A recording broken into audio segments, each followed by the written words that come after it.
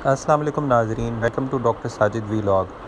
आज के सफ़र में मेरे साथ डॉक्टर फैसल भी शरीक हैं और आज की हमारी वीडियो मुल्तान के अंदरून शहर जो कि कदीमी मुल्तान है और जिसके बारे में कहा जाता है कि ये शहर तकरीबन 5000 साल कदीम है, उसके गिर्द मौजूद तारीख़ी रोड जो उस पूरे शहर के गिर्द घूमती थी, जिसको अलंग कहा जाता है, उसके बारे में है। और इसके ऊपर मौजूद जो गेट्स हुआ करते थे यानी दाखिली दरवाज़े, उनके बारे में है।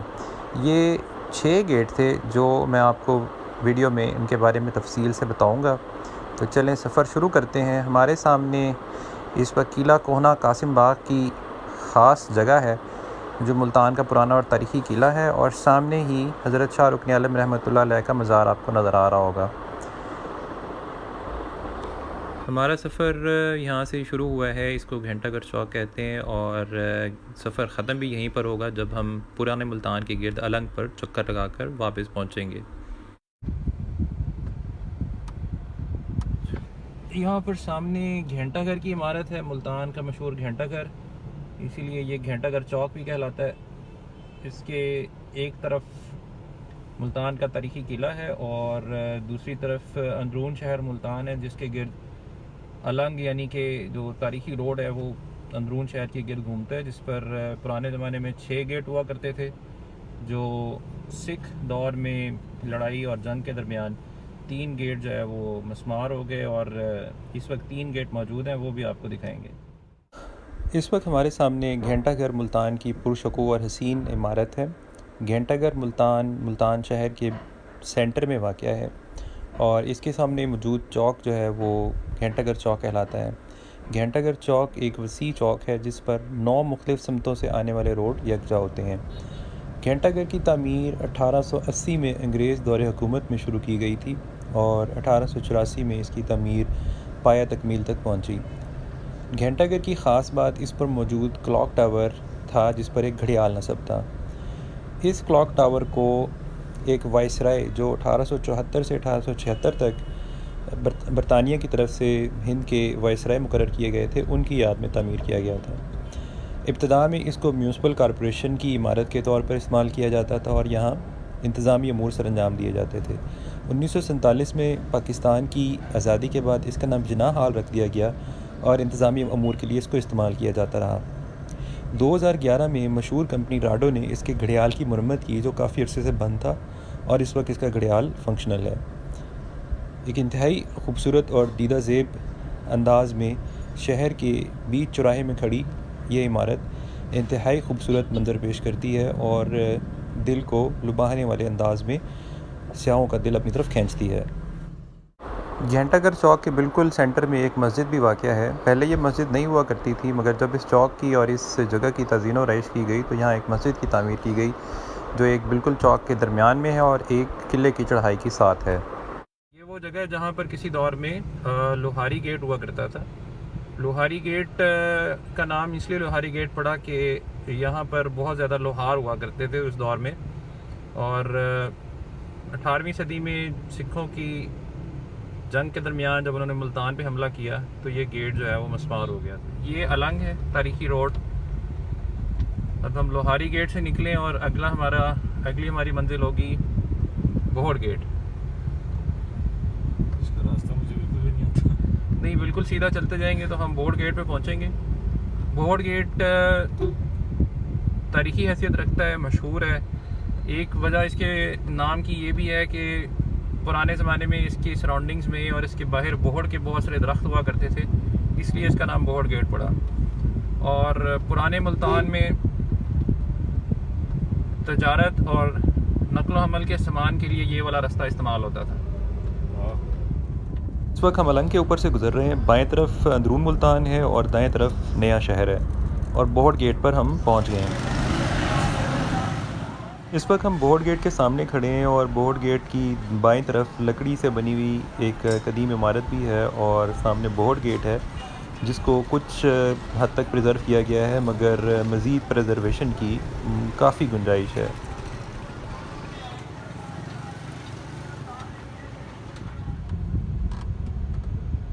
सामने बोहड़ गेट है। अब हम बोहड़ गेट की समत की तरफ जा रहे हैं और बोर्ड गेट से अंदर दाखिल होकर राइट साइड पर जो तारीखी रोड है अलंग, दोबारा उसकी तरफ चलेंगे और हमारा अगला जो मंजिल है वो हरम गेट है।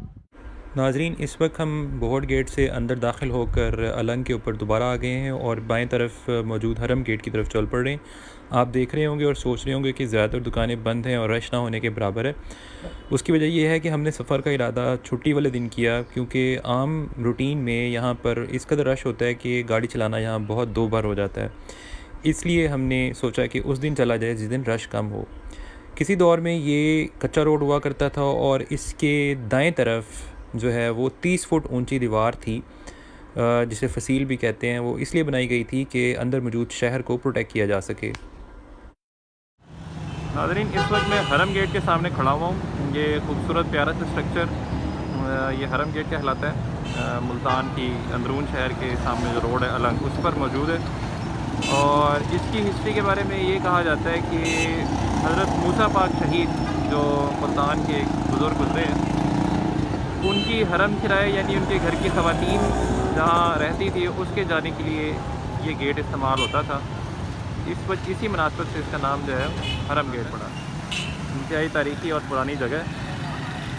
सामने एक तांगा भी खड़ा हुआ है, इसमें घोड़ा जुता हुआ है। आजकल इस तरह के तांगे देखना एक नायाब सीन बन गया है। एक मसरूफ़ सड़क है जिससे मुख्तलिफ़ तरफ रास्ते जा रहे हैं। सामने साइन बोर्ड लगा हुआ है जो बता रहा है कि लेफ़्ट हैंड साइड पर बोहड़ गेट है, अंदर जाएंगे तो काला मंडी बाज़ार है, नीचे उतरेंगे तो लोहा मार्केट रेलवे स्टेशन का रास्ता है। जबकि अगर दाएं तरफ देखें तो दाएं तरफ अगर निकलेंगे तो अलंग के ऊपर चलते हुए जो नेक्स्ट गेट है पाक गेट और देहली गेट, उनकी तरफ जाएंगे। गेट के क्लोज़र व्यू में आपको दिखाता हूँ।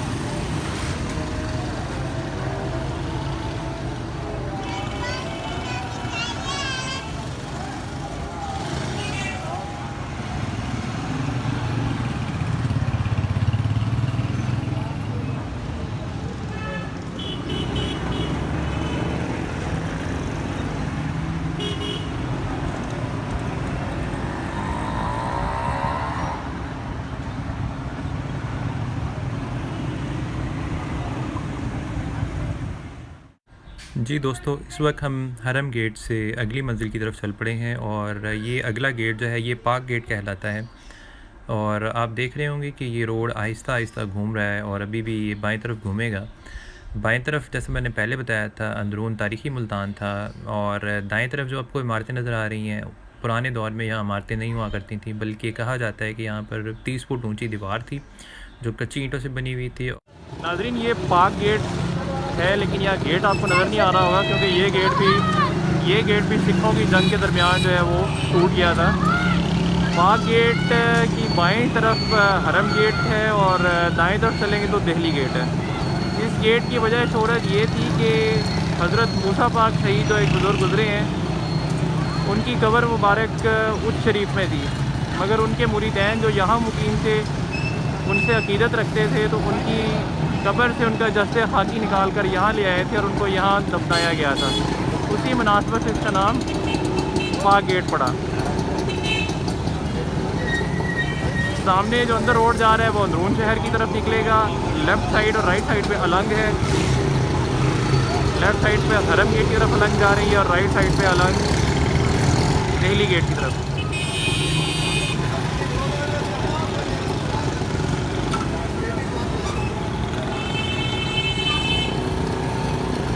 और ये सामने जो रोड नज़र आ रहा है और सामने का इलाका ये बैरून पार्क गेट कहलाता है।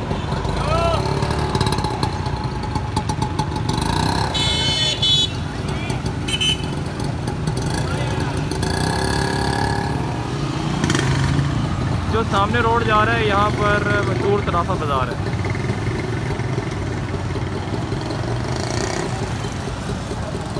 तो अगर यहाँ पर एक आर्टिफिशियल गेट ही कंस्ट्रक्ट कर दिया जाए तो आर्टिफिशियल से मुराद ये कि ओरिजिनल ना हो तो नहीं बन सकता, उसकी जगह अगर बनाया जाए तो बहुत प्यारा। हरम गेट से जो बाएं तरफ रोड जा रहा है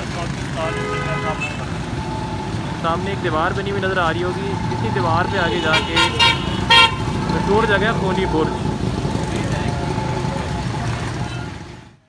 पाक गेट से आगे की तरफ चलें तो पहले एक मशहूर जगह आती है जिसे खोनी बुर्ज कहा जाता है और उसके बाद अगला गेट आएगा जिसे दिल्ली गेट कहते हैं।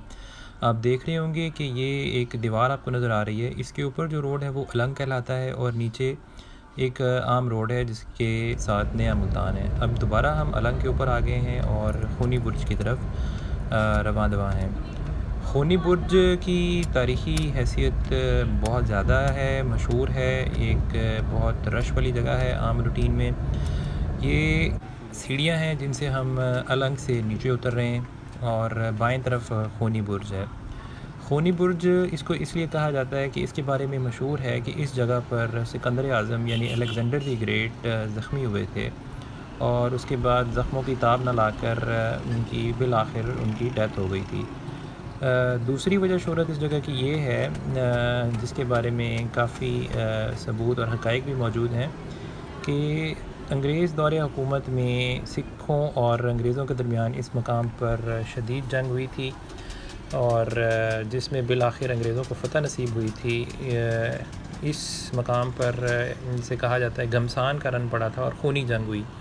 इस वजह से इस जगह का नाम खोनी बुर्ज रखा गया। ये सामने जो आपको जगह नज़र आ रही है इसी को खोनी बुर्ज कहा जाता है। खोनी बुर्ज के बारे में एक अलहदा वीडियो भी मैं इंशाल्लाह आपको दिखाऊंगा। नाज़रीन ऊपर सामने जो है वो जो आपको ऊँची इमारतें नज़र आ रही है ये अंदरून मुल्तान शहर है और ये ऊँची सी जो दीवार नज़र आ रही है ये इसके गिर्द जो रोड है अलंग जिसे कहते हैं उसके साथ बनी हुई छोटी सी स्पोर्ट और तहसील है। इस सामने चढ़ने के लिए सीढ़ियाँ भी हैं। इससे आप अंदाज़ा लगा सकते होंगे कि जो अंदरून शहर मुल्तान है वो आम मुल्तान से ऊंचाई पर वाक़ है।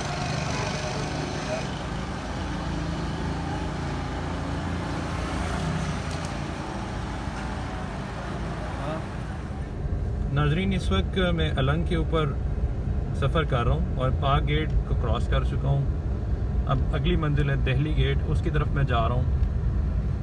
और ये अब जैसा कि देख रहे होंगे ये आहिस्ता आहिस्ता ये रोड घूम रहा है क्योंकि ये पुराने मुल्तान के गिर्द बनाया गया था जिसको अंदरून मुल्तान कहा जाता है। तो उसके गिर्द ये रोड पूरा घूमेगा, उस पूरे शहर का अहाता करेगा जो किसी दौर में यहाँ महफूज था। उसके चारों तरफ से हम आहिस्ता आहिस्ता गुजर रहे हैं। नाज़रीन सामने मौजूद गेट जो है दिल्ली गेट है। इसके बारे में कहा जाता है कि अगर आप इस गेट पर खड़े हों और सामने की तरफ देखें तो बिल्कुल आपका रुख जो है वो दिल्ली शहर की तरफ होता है। और मुग़ल दौर में जब हुक्मरान मुल्तान आया करते थे तो इसी गेट से शहर में दाखिल हुआ करते थे। इस हवाले से ये मशहूर है और दिल्ली गेट भी नाम इसी मुनासिबत से पड़ा है।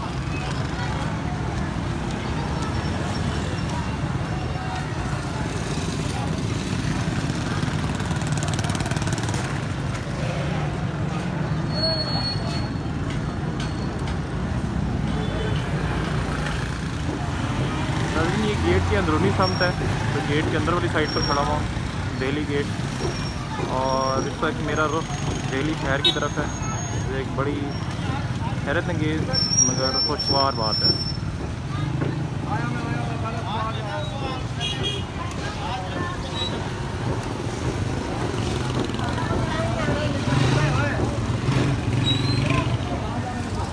अंदर जाने का रास्ता है।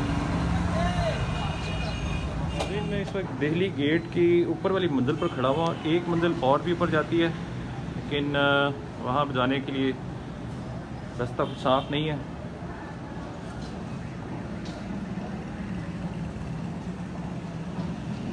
ये दरम्यान में छोटी छोटी खिड़कियाँ नज़र आ रही हैं। हमें एक साहब यहाँ पे मिले, उनका कहना था कि ये खिड़कियाँ जब ये गेट इस्तेमाल होते थे तो यहाँ पर सिपाही बैठा करते थे जो देखभाल भी करते थे, हिफाजत का काम भी सर अंजाम देते थे और गेट को खोलने बंद करने का काम भी इन्हीं के ज़िम्मे था। सामने तंग गली में आपको पुराना मुल्तान नज़र आ रहा होगा, उसको जूम करके दिखाते हैं आपको। अलंग पर चलते हुए हम आखिरी गेट की तरफ गामजन है। लास्ट गेट जिस पे हम मौजूद थे वो दिल्ली गेट था और अब जो आखिरी गेट है वो दौलत गेट है। दौलत गेट की वजह शोहरत ये है कि यहाँ पर एक पीर थे, पुराने बुज़ुर्ग हज़रत दौलत शाह के नाम से मशहूर थे, उनका मज़ार भी वहाँ सामने है, तो उसकी मुनासिबत से इस गेट का नाम दौलत गेट पड़ा। दौलत गेट भी पाक गेट और लोहारी गेट की तरह आज मौजूद नहीं है, जंग के अंदर ये भी ख़त्म हो गया था। इस वक्त गवर्नमेंट कोशिश कर रही है कि इन तीनों गेट्स को जो है वो नए सिरे से बहाल किया जाए, जिसमें दौलत गेट, पाक गेट और लोहारी गेट शामिल। दौलत गेट की इलाका है, दौलत गेट यहाँ पर मौजूद नहीं है, मगर पीर दौलत शाह की मुनासबत से जो इसका नाम पड़ा था उनका मज़ार सामने है, वो हम चलते हैं रुक कर। जी नाज़रीन, इन दियों के सामने ये छोटी सी मौजूद इमारत, ये हज़रत पीर दौलत शाह का मज़ार है। इसमें 2 कब्रें हैं, इनमें से एक तो हज़रत पीर दौलत शाह की कब्र है और दूसरी कब्र के बारे में हमें नहीं पता चल सका कि ये कब्र किसकी है। ये मासूम शाह रोड के बिल्कुल दरमियान में वाक़या है, इसलिए इसे एक छोटी सी इमारत में महदूद रखा गया है और इसको बढ़ाया नहीं गया। ये सामने हज़रत पीर दौलत शाह का मज़ार है और यहीं पर सामने दौलत गेट हुआ करता था। अब हम वापस घंटाघर की तरफ गामज़न है। दोस्तों, घूम फिर कर हम एक दफ़ा फिर मुल्तान किला और हज़रत शाह रुकन आलम के मज़ार के सामने पहुंच चुके हैं। उम्मीद है अलंग पर और मुल्तान के तारीख़ी गेट्स में से होता हुआ ये सफ़र आपको पसंद आया होगा। अपना बहुत सा ख्याल रखिएगा। अगली दफ़ा एक और वीडियो के साथ हाज़िर होंगे। अल्लाह हाफ़िज़।